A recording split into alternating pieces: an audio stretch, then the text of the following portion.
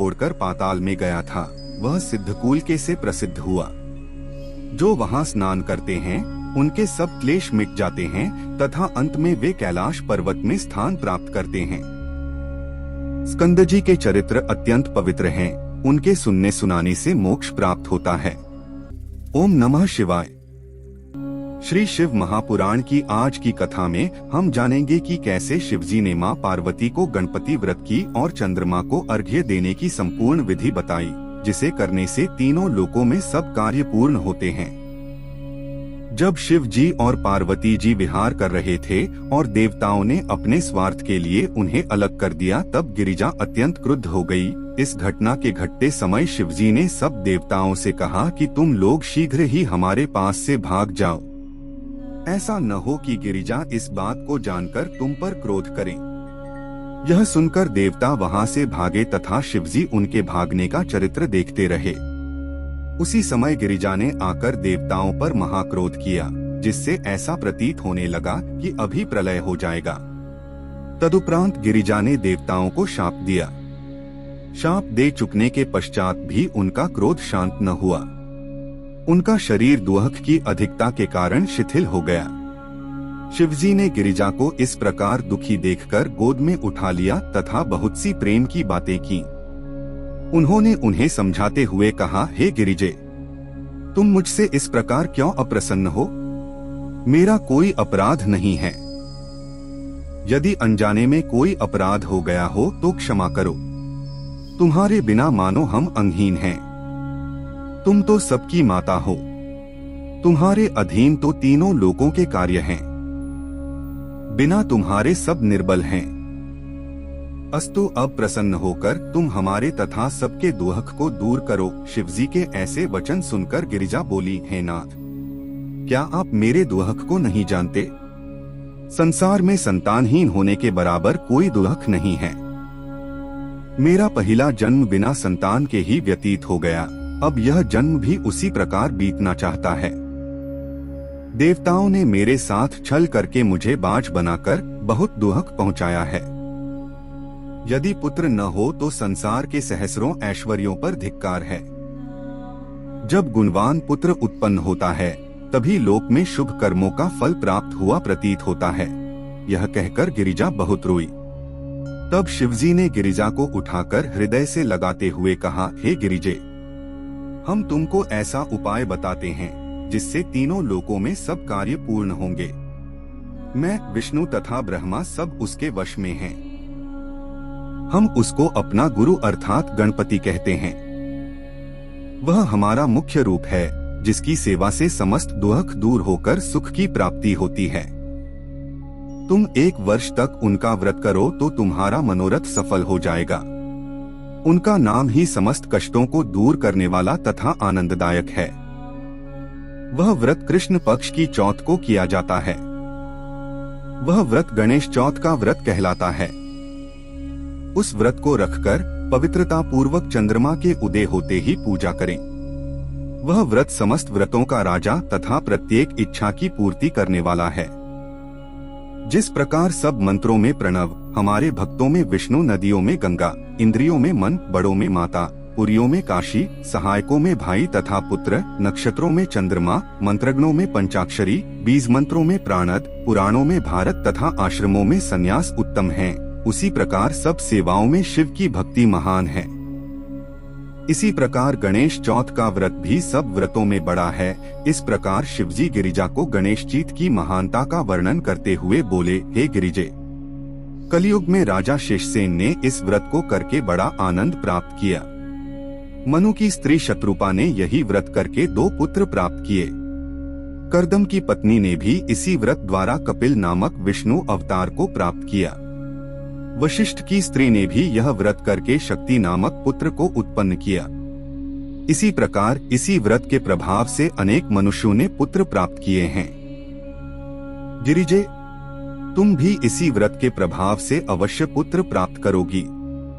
गिरिजा ने शिवजी के मुख से गणेश चीत के व्रत की महिमा को सुन प्रसन्न होकर कहा, हे स्वामी, मैं अवश्य ही यह व्रत करूंगी, परंतु आप इस व्रत के सब नियम क्रिया आदि विस्तार पूर्वक कहें। शिवजी बोले, हे देवी, कृष्ण पक्ष की चतुर्थी को शुद्ध हृदय से प्रातःकाल उठकर स्नान करें तथा जो कुछ करना उचित है वह सब करें। इसके पश्चात व्रत की दृढ़ इच्छा कर यह संकल्प करें, हे गणेश, आज हम तुम्हारा व्रत करते हैं, हमारा मनोरथ पूर्ण करना। हे गणपति, हमारा व्रत भली प्रकार से पूर्ण हो जाए और हमारे सब दुख दूर हो जाएं। तुम सबको जानते हो, सब फलों के दाता हो तथा वेदों ने तुमको विघ्नहर्ता कहा है। इस प्रकार हृदय में संकल्प करके चतुर्थी के दिन गणपति की वार्ता में ही दिन व्यतीत करें।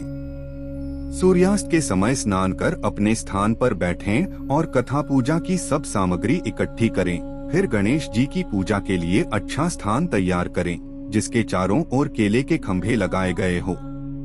जब आकाश में चंद्रमा उदय हो तब तुरंत अर्घ्य और गणेश की मूर्ति सोने, चांदी, तांबे या गोबर की जैसी सामर्थ्य हो बनवाएं। उसको शुभ स्थान पर रखकर कलश स्थापित करें, जिसके ऊपर दीपक रखा हो। इसके पश्चात ध्यान लगाकर षोडशोपचार से तथा पुए उसका पूजन करें तथा लाल फूल, वस्त्र, चंदन, कुरा आदि आगे रखकर आचमन करा दें। अच्छी स्तुति करके प्रेम मग्न हो उनको प्रणाम करें। तदुपरांत वही पुआ पूजन कराने वाले ब्राह्मण को खिलाकर दक्षिणा स्वरूप कुछ चांदी दें, नहीं तो अपनी सामर्थ्य के अनुसार जो चाहे सो दक्षिणा दें। तदुपरांत स्वयं भी मीठा भोजन करें। इस प्रकार जो गणेश का व्रत करते हैं उनकी मनोकांक्षा पूर्ण होती है गिरिजे, इसलिए तुम भी इसी व्रत को करो। शिवजी से यह सुनकर गिरिजा ने पूछा, हे नाथ, आपने गणपति के इस व्रत में चंद्रमा को अर्घ्य देने का जो वर्णन किया है उसका मुख्य कारण मेरी समझ में नहीं आता, इसलिए आप इस कथा को कहिए। शिवजी बोले, हे गिरिजे, जब ब्रह्मा ने हमारी आज्ञा को मानकर स्वर्ग जाने की इच्छा की तथा गणपति का एकाग्र चित्त होकर पूजन किया, तब गणपति ने उनकी पूजा से प्रसन्न होकर उनसे वरदान मांगने को कहा। उस समय ब्रह्मा ने यह कहा कि हम सृष्टि उत्पन्न करना चाहते हैं तथा निर्विघ्न उसकी वृद्धि की इच्छा रखते हैं। ब्रह्मा के वचन सुनकर गणपति ने कहा, यही होगा। ऐसा कहकर गणपति धीरे धीरे आकाश की ओर चल दिए।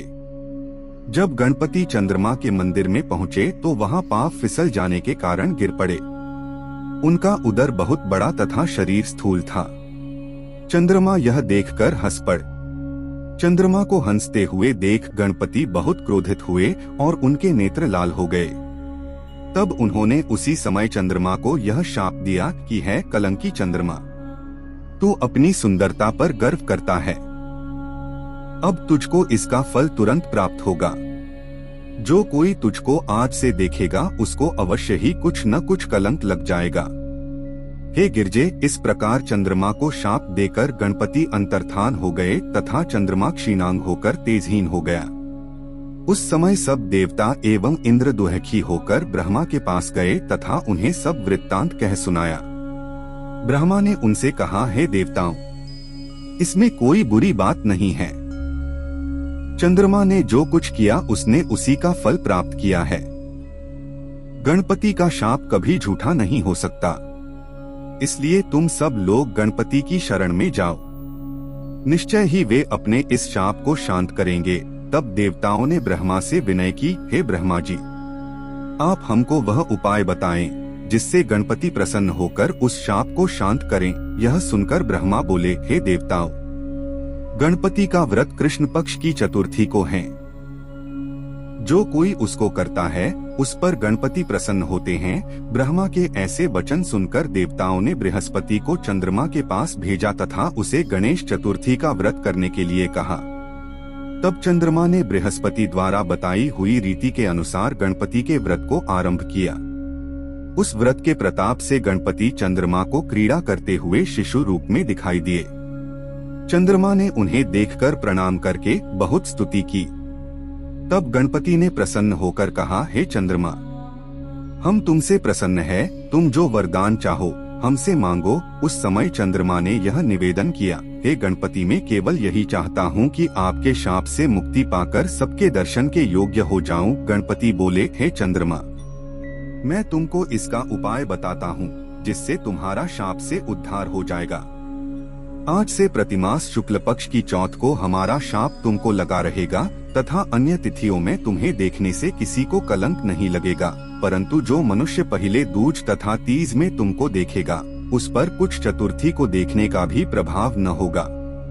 परंतु साथ ही हम तुमसे यह भी कहते हैं कि हमारा पहला वचन भी झूठा न होगा, अर्थात जो मनुष्य भादों के शुक्ल पक्ष की चौथ को तुम्हारे दर्शन करेगा उसको बराबर वर्ष भर कलंक लगा करेंगे।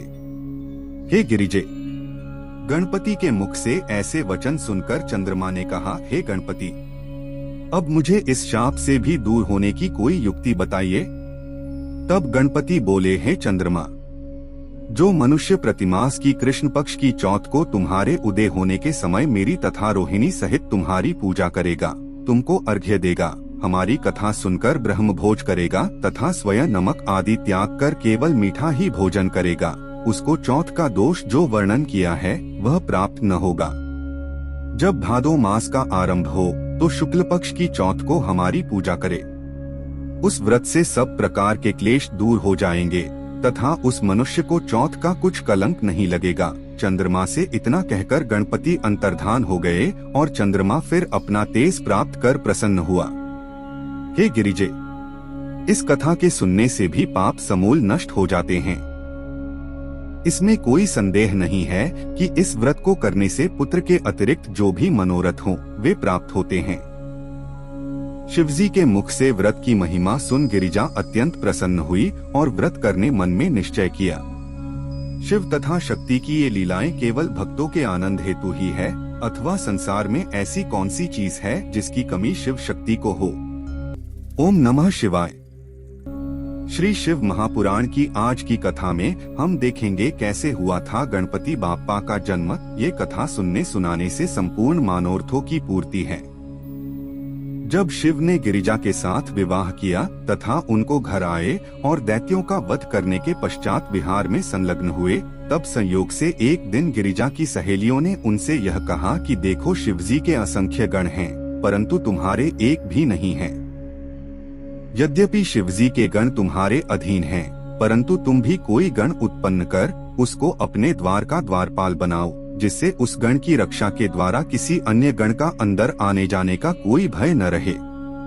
तब गिरिजा ने प्रसन्न होकर यह कहा, सखियों, समय आने पर ऐसा ही होगा। एक बार गिरिजा नंदी को द्वार पर रक्षा के निमित्त बैठा आप स्नान करने गयीं। उस समय शिवजी लीला करके द्वार पर आए तथा इच्छा की कि हम अंदर जाएं, परंतु नंदी ने उन्हें अंदर जाने से रोक दिया। तब शिवजी नंदी को धमकाकर अंदर चले गए। गिरिजा शिवजी की ऐसी दशा देख अन्य स्त्रियों की भांति अत्यंत लज्जित हुई तथा लज्जावश अपने शरीर को छिपाती हुई भाग गईं। उस समय उन्होंने अपनी सहेलियों के वचन का स्मरण किया।